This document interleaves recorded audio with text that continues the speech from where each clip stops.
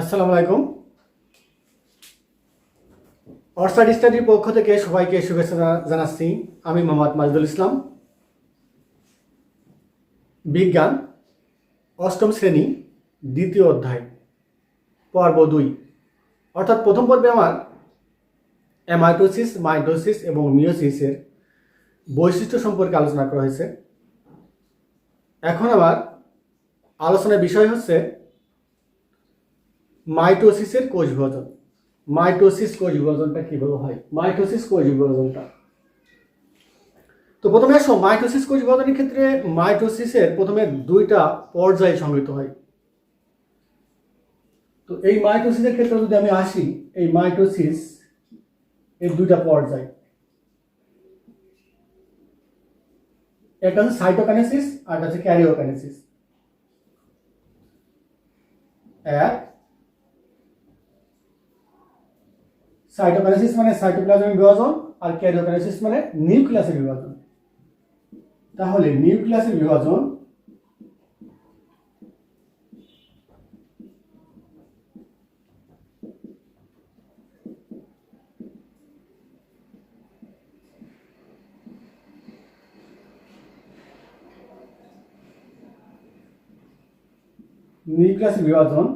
অর্থাৎ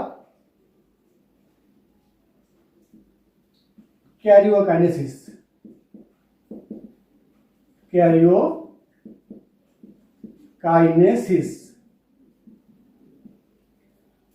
আর এটা বললাম কি সাইটোপ্লাজমের বিভাজন।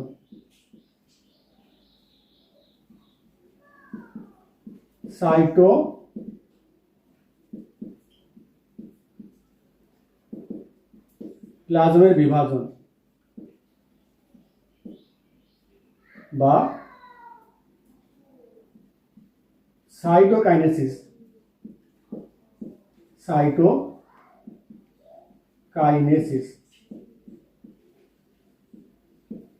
সাইটোকাইনেসিস তাহলে আমরা বুঝলাম যে মাইটোসিস 2টা পর্যায়ে সংঘটিত আছে, একটা হচ্ছে ক্যারিওকাইনেসিস আর একটা সাইটোকাইনেসিস।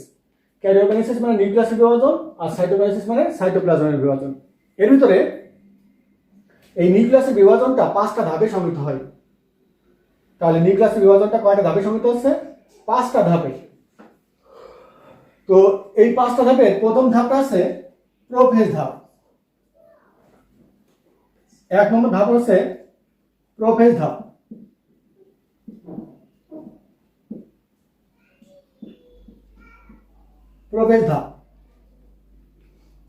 তো এই প্রোফেজ ধাপের বিশ্লেষণটা আমরা দেখি যে আসলে প্রোফেজ ধাপে কি হয়।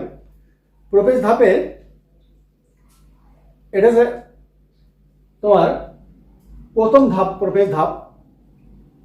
কোষ বিভাজনের প্রথম ধাপটা আছে নিউক্লিয়াসের বিভাজনের প্রথম ধাপটা আছে প্রোফেজ ধাপ। আর এই প্রোফেজ ধাপে কি হয়ে যায়, তোমার নিউক্লিয়াসের আকৃতি একটু বড় হয়ে যায়। তারপর কি হয়, নিউক্লিয়াসের ভিতর থেকে পানি বের হয়ে যায়।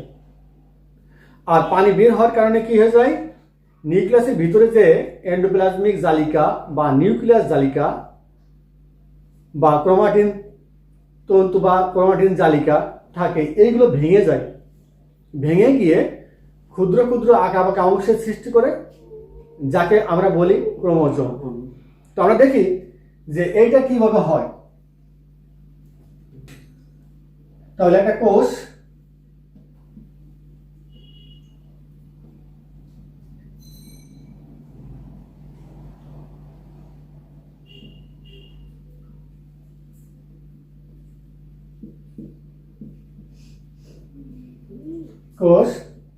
এর ভিতরে আছে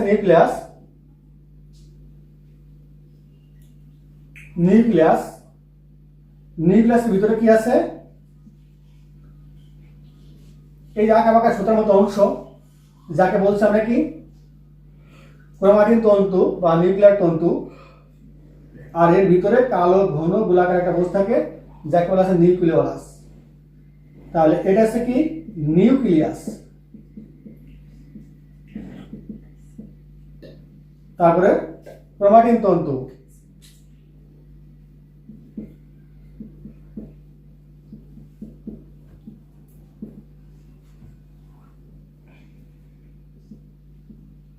ক্রোমাটিন তন্তু বা নিউক্লিয়ার তন্তু বা এন্ডোপ্লাজমিক জালিকা, তুমি যাই বলো না কেন, এন্ডোপ্লাজমিক জালিকা বলতে পারো। আর এটা হচ্ছে নিউক্লিওলাস,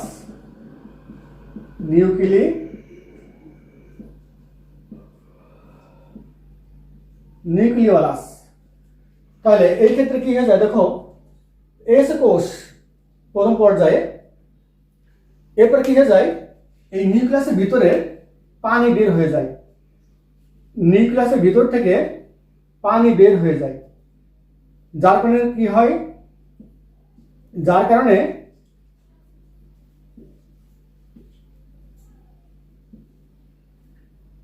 ওকে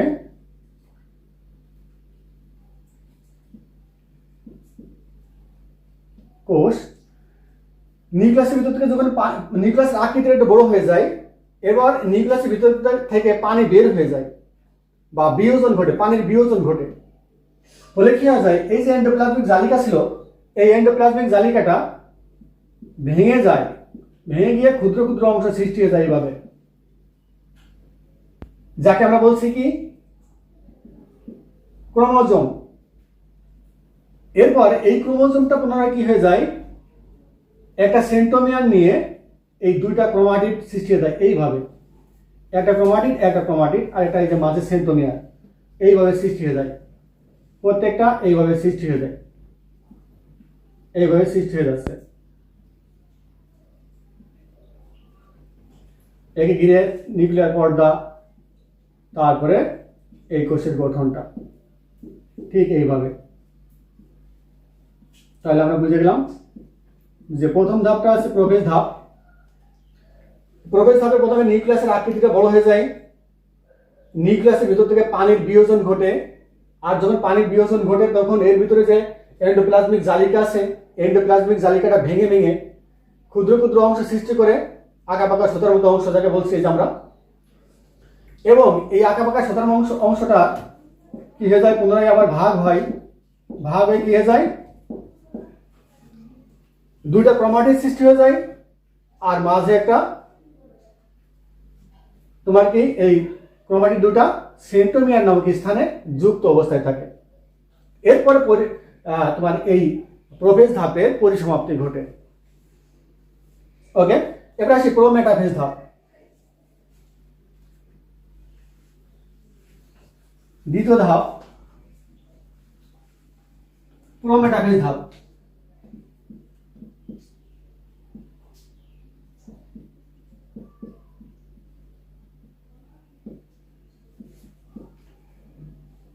এই প্রোমেটাফেজ ধাপের সবচেয়ে গুরুত্বপূর্ণ একটা বৈশিষ্ট্য হচ্ছে কি,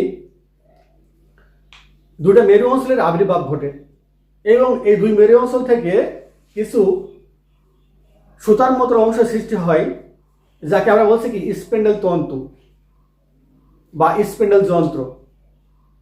এবং এই ক্রোমোজোমগুলো এই স্পেন্ডেল তন্তু বা স্পেন্ডেল যন্ত্রের সাথে যুক্ত অবস্থায় থাকে। আর নিউক্লিয়াসের যে পর্দা ছিল, এই নিউক্লিয়াসের পর্দা এবং ওর ভিতরে যে নিউক্লিওলাস ছিল, নিউক্লিওলাস, এই দুইটা বিলুপ্ত ঘটতে থাকে। আর সবচেয়ে স্বল্প স্থায়ী ধাপ হচ্ছে এই প্রোমেটাফেজ ধাপ। তাহলে প্রবেশ ধাপ ছিল সবচেয়ে দীর্ঘস্থায়ী ধাপ, আর প্রোমেটাফেজ ধাপ সবচেয়ে স্বল্প স্থায়ী ধাপ। এখন দেখো আমরা চিত্রের মাধ্যমে একটু বুঝি। তাহলে কি হলো, দুইটা মেরু অঞ্চল সৃষ্টি হয়ে গেল, এইভাবে দুটা মেরু অঞ্চল সৃষ্টি হয়ে গেছে। তারপর কি হয়েছে, এটা এই দুই মেরু অঞ্চল, উত্তর মেরু আর দক্ষিণ মেরু বলতে পারো, দিয়ে এই কিছু স্পিন্ডেল তন্তু সৃষ্টি হয়ে গেল, এই যে এইভাবে, বা স্পিন্ডেল যন্ত্র, এই যে এইভাবে।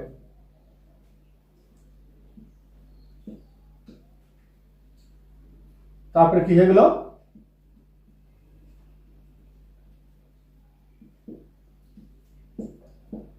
ওকে, এবার এই ক্রোমোজোম গুলো এই স্পিন্ডেল তন্তুর সাথে এইভাবে যুক্ত অবস্থায় থাকে, এইভাবে যুক্ত অবস্থায় থাকে। তাহলে এইভাবে যুক্ত অবস্থায় আছে ক্রোমাটিন তন্তু, তোমার ক্রোমোজোম গুলো এভাবে যুক্ত অবস্থায় আছে। এবং এই যে নিউক্লিয়ার পর্দা ছিল, এই যে এই নিউক্লিয়ার পর্দা, এই নিউক্লিয়ার পর্দা বিলুপ্তির পথে চলে গেছে, এবং এর ভিতরে যে নিউক্লিওলাস ছিল সেটা বিলুপ্তির পথে। তাহলে উদ্ভিদ কোষের ক্ষেত্রে এটা হচ্ছে। আর প্রাণী কোষের ক্ষেত্রে আর একটা বৈশিষ্ট্য আগমন ঘটে, সেটা হচ্ছে কি, এই দুই মেরু অঞ্চল থেকে কিছু বিস্তৃত আলোক রশ্মি বের হয়, যাকে আমরা বলছি অ্যাস্টার রশ্মি। তাহলে এবার আসি আবার এই বৈশিষ্ট্যটা আমি আবার বলি। দেখো, তো প্রথমে বলছি কি দুইটা মেরু অঞ্চলে সৃষ্টি হয়ে গেছে। এই দুই মেরু অঞ্চল থেকে কিছু এই যে সুতার মতো অংশ সৃষ্টি হয়েছে, যাকে আমরা বলছি কি স্পাইরাল তন্তু বা স্পাইরাল যন্ত্র। এবং এই ক্রোমোজোমগুলো স্পাইরাল তন্তুর সাথে যুক্ত অবস্থায় আছে। আর কে বলা হয়েছে, এই যে নিউক্লিয়ার পর্দা ছিল, এই নিউক্লিয়ার পর্দা এবং নিউক্লিওলাস এই দুইটা বিলুপ্তির পথে চলে গেছে। এরপরে এই পুরো মেটাফেজ ধাপের পরিসমাপ্তি ঘটে। তাহলে আমরা বুঝলাম পুরো মেটাফেজ ধাপ। এবার আসো মেটাফেজ ধাপ। মেটাফেজ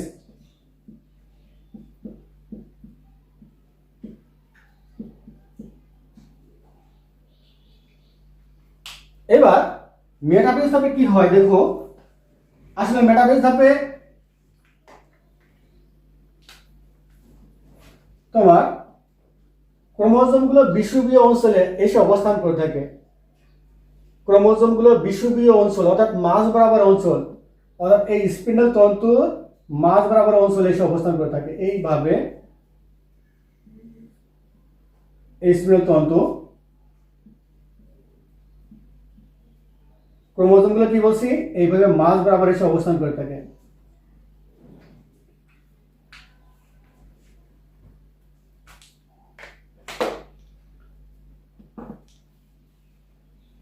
ক্রোমোজোমগুলো এইভাবে মাঝ বরাবর অবস্থান করে থাকে।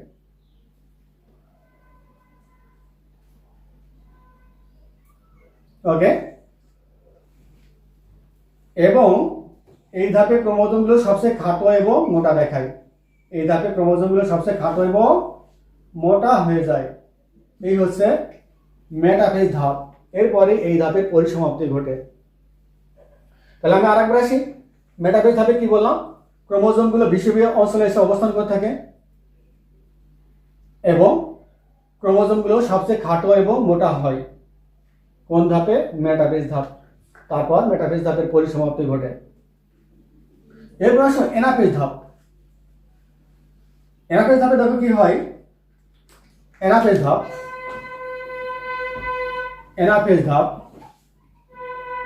ওকে, এই এনাফেজ ধাপে এই স্পিন্ডল তন্তুগুলো সংকোচন প্রসারণ ঘটে। ফলে কি হয়ে যায়, প্রতিটি ক্রোমোজোম ভেঙে যায়। ভেঙে গিয়ে ক্ষুদ্র ক্ষুদ্র প্রতিটি ক্রোমোজোম ভেঙে গিয়ে ক্রোমাটিড আলাদা হয়ে যায় একটা সেন্ট্রোমিয়ার নিয়ে। অর্থাৎ একটা সেন্ট্রোমিয়ার ভেঙে দুটো সেন্ট্রোমিয়ার সৃষ্টি হয়ে যায় আর দুইটা ক্রোমাটিড আলাদা হয়ে যায়। আর একে বলছি আমরা কি অপত্য ক্রোমোজোম। এই অপত্য ক্রোমোজোমগুলো বিপরীত মেরুর দিকে অগ্রসর হয়ে থাকে এবং যখন বিপরীত মেরুর কাছাকাছি এসে পৌঁছায় তখন এই অ্যানাফেজ ধাপের পরিসমাপ্তি ঘটে। আর অ্যানাফেজ ধাপে এই ভেঙে যাওয়ার কারণে এই ক্রোমোজোমগুলোর আকৃতি ইংরেজি বর্ণ VLJI ধারণ করে। তো দেখি আমরা একটু আঁকাকির মাধ্যমে দেখি।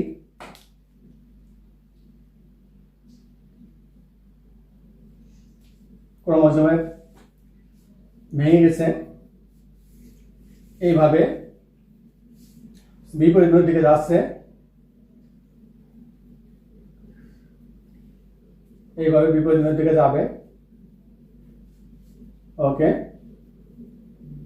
দুই মেরু অঞ্চল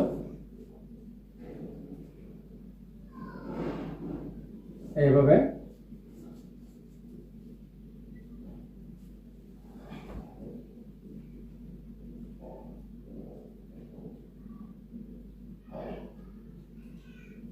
ওকে, এই হচ্ছে অ্যানাফেজ ধাপ।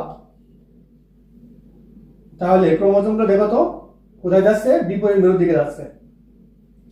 যখন বিপরীত মেরুর কাছাকাছি এসে পৌঁছাবে তখন এই অ্যানাফেজ ধাপের পরিসমাপ্তি ঘটবে। আর একটা কথা বলছি কি, এদের আকৃতি যখন ক্রোমোজোমগুলো ভেঙে গেছে, কিভাবে ভাঙছিল, একটা ক্রোমোজোম ছিল এইভাবে, একটা ক্রোমোজোম ছিল, ক্রোমোজোমটা ভেঙে গেছে, এই মাঝ বরাবর ভেঙে গেছে, একটা ক্রোমাটিড ভেঙে দুটা ক্রোমাটিড সৃষ্টি হয়ে গেছে। একটা সেন্ট্রোমিয়ার ভেঙে দুটো সেন্ট্রোমার সৃষ্টি হয়ে গেছে আর দুটা ক্রোমাটিড আলাদা হয়ে গেছে এইভাবে। তাহলে এই যে একটা অপত্য ক্রোমোজোম, একটা অপত্য ক্রোমোজোম, অর্থাৎ একটা ক্রোমোজোম ভেঙে দুটা অপত্য ক্রোমোজোম সৃষ্টি করছে আর একটা সেন্ট্রোমিয়ার ভেঙে দুটা সেন্ট্রোমিয়ার সৃষ্টি হয়েছে। তাহলে একটা ক্রোমোজোমে যে দুটা ক্রোমাটিড ছিল এই দুটা ক্রোমাটিড আলাদা হয়ে সেন্ট্রোমিয়ারকে ভাগ করে নিয়ে দুটা অপত্য ক্রোমোজোম সৃষ্টি করছে।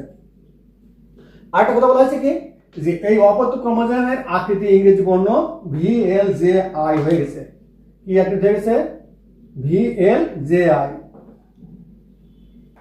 VLJI এই আকৃতির হয়ে গেছে। VLJI দেখি আমরা ক্রোমোজোমগুলো তখন কেমন দেখা যায়। ভি এর মতো যখন আছে দেখো এইভাবে এরকম দেখা যাচ্ছে, যখন এল এর মতো আছে তখন এই যে এই সিস্টেম হয়ে গেছে। জে হয়ে গেছে যখন এই সিস্টেম হয়ে গেছে, আর আই হয়ে গেছে যখন আই এর মতো এরকম। তাহলে VLJI অর্থাৎ এর ইংরেজি নাম হচ্ছে মেটাসেন্ট্রিক, সাবমেটাসেন্ট্রিক, অ্যাক্রোসেন্ট্রিক এবং টেলোসেন্ট্রিক। মেটাসেন্ট্রিক, সাবমেটাসেন্ট্রিক, অ্যাক্রোসেন্ট্রিক এবং টেলোসেন্ট্রিক। তো প্রথমে আসি আমরা। তো এরাফেজ ধাপে কি হলো? এই স্পিন্ডল তন্ত্র বা স্পিন্ডল যন্ত্রের কি হয়? সংকোচন প্রসারণ ঘটে। আর এই সংকোচন প্রসারণের কারণে কি হয়ে যায়? এই ক্রোমোজোমগুলো ভেঙে যায়, দুটা ক্রোমাটিড আলাদা হয়ে যায়। দুটা ক্রোমাটিড একটা সেন্ট্রোমিয়ারকে ভেঙে দুটা সেন্ট্রোমিয়ার সৃষ্টি করলো আর দুটা ক্রোমাটিড সম্পূর্ণ আলাদা হয়ে দুটা অপত্য ক্রোমোজোম সৃষ্টি করলো। এই অপত্য ক্রোমোজোম সৃষ্টি করার পর এই অপত্য ক্রোমোজোমগুলো বিপরীত মেরুর দিকে অগ্রসর হতে থাকে। যখন বিপরীত মেরুর কাছাকাছি এসে পৌঁছায় তখন অ্যানাফেজ ধাপের পরিসমাপ্তি ঘটে। আর এই ভেঙে যাওয়ার সময় এদের আকৃতি কেমন হয়ে গেছে? ইংরেজি বর্ণ VLJI, যাকে বলছি আমি কি মেটাসেন্ট্রিক, সাবমেটাসেন্ট্রিক, অ্যাক্রোসেন্ট্রিক এবং টেলোসেন্ট্রিক। ওকে, তাহলে আমরা অ্যানাফেজ ধাপ বুঝলাম। লাস্ট ফিনিশিং আমাদের আছে কি টেলোফেজ ধাপ। টেলোফেজ ধাপ মানে কি? এই যে বিপরীত মেরুর দিকে যাচ্ছিল অ্যানাফেজ ধাপে ক্রোমোজোমগুলো বিপরীত মেরুর দিকে যাচ্ছিল, তো এরা বিপরীত মেরু থেকে যাওয়ার পর বিপরীত মেরুতে পৌঁছে যায়। এইভাবে বিপরীত মেরুতে পৌঁছে যাওয়ার পর এই ক্রোমোজোমগুলো পুনরায় এইভাবে কি হয়ে যায়? একটার সাথে একটা জোড়ায় যায়। জোড়াইকে পুনরায় আবার সেই আগের এন্ডোপ্লাজমিক জালিকা বা নিউক্লিয়াস জালিকা সৃষ্টি করলো। এর ভিতরে নিউক্লিওলাস সৃষ্টি হয়ে গেল। ঠিক একইভাবে এই প্রান্ত এরকমের সৃষ্টি হয়ে গেল, একে ঘিরে একটা পর্দা সৃষ্টি হয়ে গেল, এর মাঝে একটা নিউক্লিওলাস সৃষ্টি হয়ে গেল। তো আসলে আমি প্রথম ধাপটা দেখেছিল কি প্রবেশ ধাপ ছিল, আর প্রবেশ ধাপে কি হয়েছিল? নিউক্লিয়াসের ভিতর থেকে পানি বের করে দিয়েছিল, যার জন্য ক্রোমোজোমগুলো ভেঙে গেছিল, মানে নিউক্লিয়াস জালিকাটা ভেঙে গেছিল। তো এই লাস্ট ধাপে অর্থাৎ কি টেলোফেজ ধাপে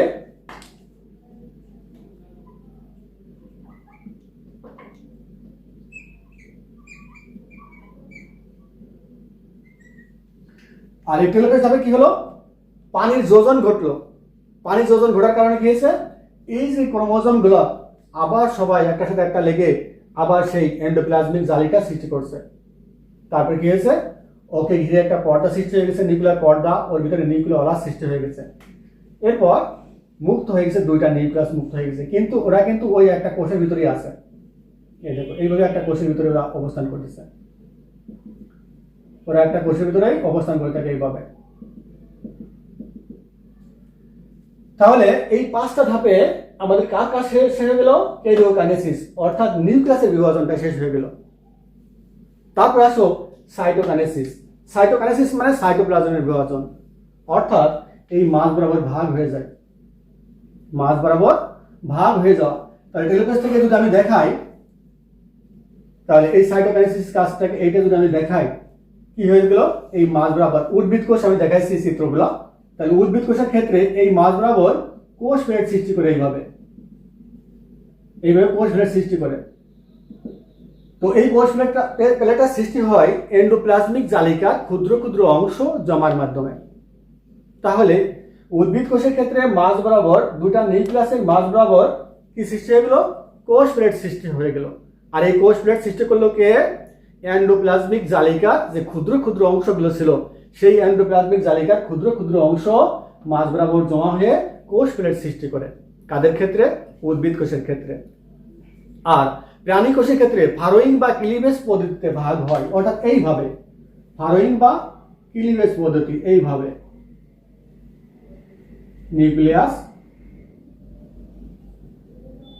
নিউক্লিয়াস এন্ডোপ্লাজমিক জালিকা। এই যে এটাকে বলে ফারোয়িং বা ক্লিভেজ, এটা আস্তে আস্তে কি হয়, আস্তে আস্তে এইভাবে বাড়তে থাকে। এক সময় এই মাঝ বরাবর ভাগ হয়ে দুইটা মুক্ত হয়ে যায়, কোষ দুইটা মুক্ত হয়ে যায়। এইভাবে আর কি আমাদের বা প্রাণী বা উদ্ভিদের কোষ এর বিভাজনটা ঘটে থাকে। এরপর আসি লাস্ট ফিনিশিং এ বলা আছে বংশগতি নির্ধারণে ডিএনএ এবং আরএনএ এর ভূমিকা।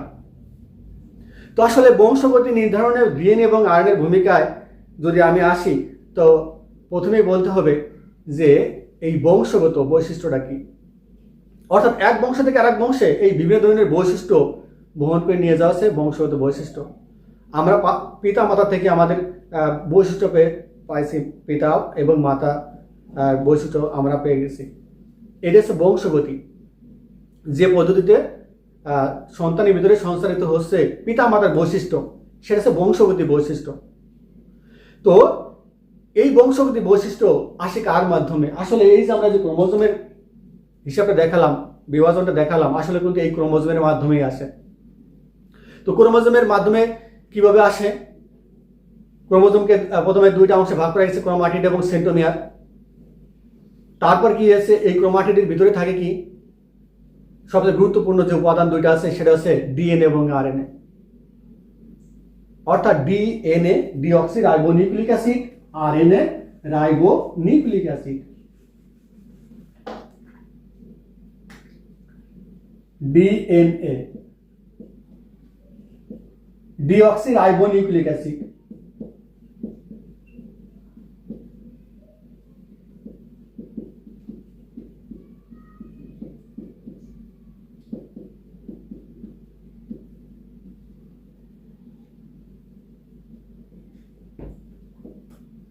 এবং আরএনএ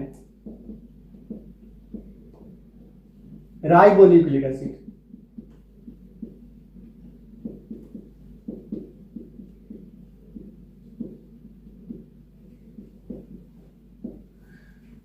তাহলে এই যে ডিএনএ এবং আরএনএ যে বংশগতির ধারক বাহক, এক বংশ থেকে আরেক বংশে বিভিন্ন ধরনের বৈশিষ্ট্য বহন করে নিয়ে যায়। আর এই সম্পর্কে প্রথম ব্যাখ্যা করেন কে? গ্রেগর জোহান মেন্ডেল প্রথম ধারণা দেন। তো গ্রেগর জোহান মেন্ডেলের আগে কিন্তু এই বংশগতি সম্পর্কে কিন্তু সবার কাছে একটা ধোঁয়াশা ছিল, কেউ কিন্তু এই সম্পর্কে কোনো তথ্য কেউ বলতে পারে নাই। গ্রেগর জোহান মেন্ডেল প্রথম বলেন যে আসলে এক বংশ থেকে আর এক বংশে বিভিন্ন ধরনের বৈশিষ্ট্য বহন করে নিয়ে যায় ডিএনএ এবং আরএনএ। তো এই ডিএনএ এবং আরএনএ বহুকোষী জীবদের ক্ষেত্রে ডিএনএ এবং আরএনএ দুটোই থাকবে বা দুটোই আছে। তবে এদের ভিতরে ডিঅক্সি রাইবোনিউক্লিক অ্যাসিড অর্থাৎ ডিএনএ এক বংশ থেকে আর এক বংশে বিভিন্ন ধরনের বৈশিষ্ট্য বহন করে নিয়ে যায়। অনেক সময় আমরা বলে থাকি যে অমুকের চুলের আকৃতি, চুল বা মুখের আকৃতি, ঠোঁট, চোখ, নাক, মুখ, এইগুলো তার বাবার মতো হয়েছে বা মায়ের মতো হয়েছে, বাবা মা দুজনের মতো হয়েছে। তো আসলে এটা কিভাবে আসলো? আসলে এটা আসছে কিন্তু এই ডিএনএ এর মাধ্যমে, ডিঅক্সি রাইবোনিউক্লিক অ্যাসিড এর মাধ্যমে। অর্থাৎ বহুকোষী জীবদের ক্ষেত্রে ডিএনএ এবং আরএনএ দুটোই থাকবে, তবে এক বংশ থেকে আরেক বংশে বিভিন্ন ধরনের বৈশিষ্ট্য বহন করার ক্ষেত্রে এই ডিঅক্সি রাইবোনিউক্লিক অ্যাসিডটাই গুরুত্বপূর্ণ ভূমিকা পালন করে থাকে। আর এবং এককোষী জীবদের ক্ষেত্রে যে কোনো একটা থাকবে, হয় ডিএনএ থাকবে অথবা আরএনএ থাকবে। যদি ডিএনএ থাকে, ডিএনএ বংশগতির ধারক বাহক হিসেবে কাজ করে থাকবে, আর যদি আরএনএ থাকে, আরএনএ বংশগতির ধারক বাহক হিসেবে কাজ করবে। যেমন দেখো আমরা আরএনএ আছে এমন একটা তোমার আছে এই tobacco mosaic virus, TMV, tobacco mosaic virus, এটা কিন্তু বংশগতির ধারক বাহক হিসেবে কাজ করে থাকে কি আরএনএ, অর্থাৎ ওর ডিএনএ নাই, তাহলে আরএনএ বংশগতির ধারক বাহক হিসেবে কাজ করে। তাহলে আমরা বুঝে নিলাম বহুকোষী জীবদের ক্ষেত্রে ডিএনএ এবং আরএনএ দূরে থাকবে, তবে বংশগতি বৈশিষ্ট্য বহন করবে কে, গুরুত্বপূর্ণ ভূমিকা পালন করবে কে, ডিএনএ। আর এককোষী জীবদের ক্ষেত্রে যেটা থাকবে সেটাই বংশগতির ধারক বাহক হিসেবে কাজ করে থাকবে। তো প্রিয় শিক্ষার্থী, আজ এই পর্যন্তই। আগামী দিন হয়তো অন্য কোনো একটা পার্ট নিয়ে আসবো। আল্লাহ হাফেজ।